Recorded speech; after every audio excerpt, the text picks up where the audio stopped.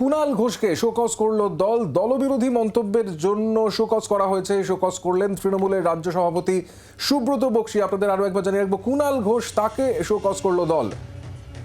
এ বিষয়ে নিয়ে আমরা কথা বলবো। প্রবীর রয়েছেন। প্রবীর, দেখো, গত কয়েকদিন ধরে দেখা গেছে সুদীপ বন্দ্যোপাধ্যায়ের বিরুদ্ধে শুধু তাপস রায় নয়, কুণাল ঘোষও বিভিন্ন মন্তব্য করেছেন। উত্তর কলকাতা জেলার যে সাংগঠনিক বৈঠক, ব্রিগেডকে ঘিরে সেই বৈঠকে ডাক না পেয়ে সুদীপ বন্দ্যোপাধ্যায়কে প্রায় বিভিন্নভাবে আক্রমণ করেছেন। যে একচেটিয়া ভাবে তিনি উত্তর কলকাতা জেলার পার্টি চালাচ্ছেন, কাউকে ডাকেন না, কাউকে নিয়ে সঙ্গে চলেন না। তার সঙ্গে রোজভ্যালির যোগাযোগ রয়েছে। তিনি যখন ভুবনেশ্বরে ছিলেন, জেল হেফাজতে, হাসপাতালে ছিলেন, বেসরকারি হাসপাতালে, তার বিলকে মিটিয়েছে এবং নেতৃত্বকে বলেও কোনো লাভ হয়নি, তাই ক্ষোভ প্রকাশ করেছেন কর্মী হিসেবে প্রকাশ্যে। এই বিভিন্ন মন্তব্য কুণাল ঘোষকে করতে দেখা গেছে গত 3 দিন ধরে সুদীপ বন্দ্যোপাধ্যায়ের বিরুদ্ধে। এখন যেটা জানা যাচ্ছে যে প্রকাশ্যে এই ধরনের মন্তব্য কেন করা হয়েছে, দল বিরোধী মন্তব্য কেন করা হয়েছে, এই বিভিন্ন বিষয়কে সামনে রেখে তৃণমূল কংগ্রেসের রাজ্য সভাপতি সুব্রত বক্সী কুণাল ঘোষকে তিনি শোকজ করেছেন এবং সেই শোকজের উত্তর দিতে বলেছেন বলে জানা গেছে।